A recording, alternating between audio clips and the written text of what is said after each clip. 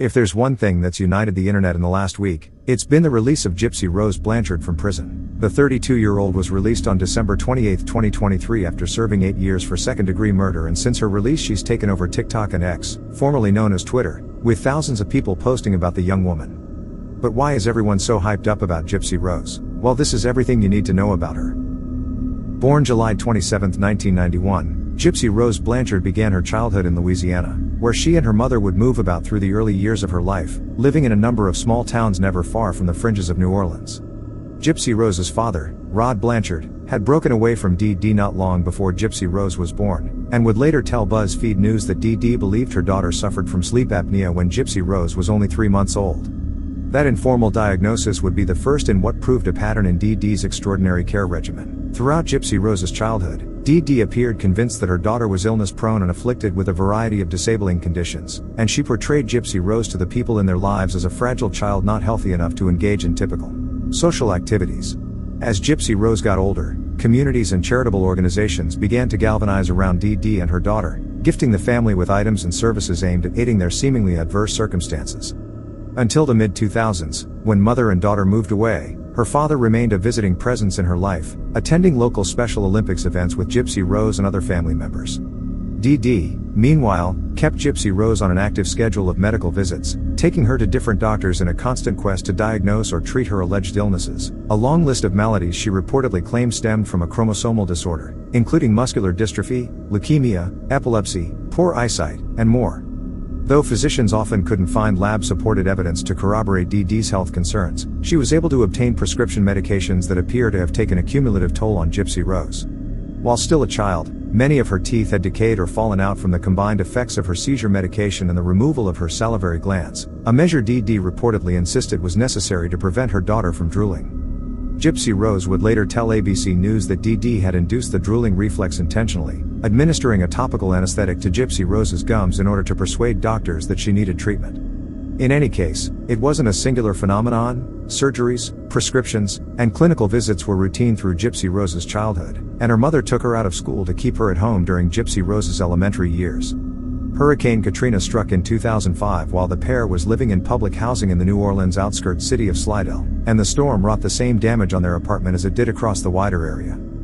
Following a brief stay at a relief shelter in the North Shore Lake Pontchartrain town of Covington, they were airlifted to a new home in Missouri. An uplifting media narrative, already buoyed by periodic feature coverage of the family's perseverance, brought fresh attention to the family's ordeal through Katrina and beyond, and by 2008, Dee Dee and Gypsy Rose were living in a new Habitat for Humanity home, complete with accessibility features including a wheelchair ramp, in the Springfield, Missouri area. Dee Dee Blanchard, a woman who portrayed herself as a devoted mother, engaged in Munchausen syndrome by proxy, fabricating and exaggerating her daughter Gypsy's medical conditions. The questions surrounding Dee Dee's actions delve into her motivations for creating an intricate web of deception around Gypsy's health. What drove her need for control, and why did it lead to a tragic and deadly outcome for both Gypsy and herself? The psychological complexities behind Dee Dee's actions remain a captivating true crime phenomenon, as her story raises questions about trust, manipulation, and the consequences of unchecked deceit. A Louisiana native, Dee Dee Blanchard was 48 years old at the time of her murder. Much of what is known of her early life has come in the form of family testimonials shared with media after her death. In the 2017 HBO documentary Mommy, Dead and Dearest, family members said she showed an early propensity for theft as a form of personal retribution, and even suspected that she may have hastened the death of her ailing mother by withholding food from her. Controlling relationships by manipulating the private, intimate nuances of family dynamics may have been an early trait that Dee Dee carried into adulthood, that documentary revealed. She reportedly held a tight rein on Gypsy Rose's childhood attempts at doing more than her fragile and sickly image suggested, delivering behavioral cues by tightly squeezing Gypsy Rose's hand when in public, and severely restricting her unsupervised access, via phones and computers, to the outside world. Dee Dee appears to have worked as a nurse's aide in her early adulthood at some point, making her conversant enough in clinical culture, her family believes, to cue physicians and staff toward particular outcomes for Gypsy Rose. By the time Katrina hit in 2005, the occasion allowed her to inform Gypsy Rose's doctors in their new Missouri home that Gypsy Rose's medical records had been lost in the resulting flood, a story that later was proven false, via court discovery, after Dee Dee's murder. Though her family suspected her of abuses that predate the birth of Gypsy Rose's stepmother Laura told HBO that Dee Dee had tried to poison her with weed killer. For instance, her only documented criminal history had involved non-violent infractions like writing bad checks. But Gypsy Rose said in the same documentary that the threat of physical force always loomed in their home. Dee Dee had reportedly smashed Gypsy Rose's computer with a hammer in one of her earlier attempts at contacting a man, tying her to a bed for 2 weeks after the incident and threatening to break her hands with a hammer if Gypsy Rose ever attempted anything similar again. Not long before Dee Dee's murder, at least one doctor, Missouri pediatric neurologist Bernardo Flasterstein, observed that much of what Dee Dee said about Gypsy Rose's health needs could not be confirmed by medicine, and suspected that Dee Dee had been fabricating her daughter's narrative of sicknesses and symptoms by abusing her position as Gypsy Rose's caretaker, a phenomenon known as factitious disorder imposed on another, FDIA, and formerly referred to as Munchausen syndrome by Proxy. In the current version of Professional Mental Health Guide, the Diagnostic and Statistical Manual of Mental Disorders, DSM, FDIA is described as imposing fabricated symptoms of illness on another person as a means of gaining the sympathy of others, rather than addressing the purported underlying sickness itself. Typically demonstrated by mothers or other people in a caretaker's role, the psychological basis for FDIA lies with the caretaker and not with the patient, and indicates that sympathy or attention, not money or other material rewards, serves as the caretaker's reason for misrepresenting a patient's needs. In cases where a person makes similar false health claims on their own behalf, the phenomenon historically has been referred to as Munchausen syndrome. The by proxy appellation is applied in cases such as Gypsy Rose's, when a caretaker projects false symptoms onto the person in their care.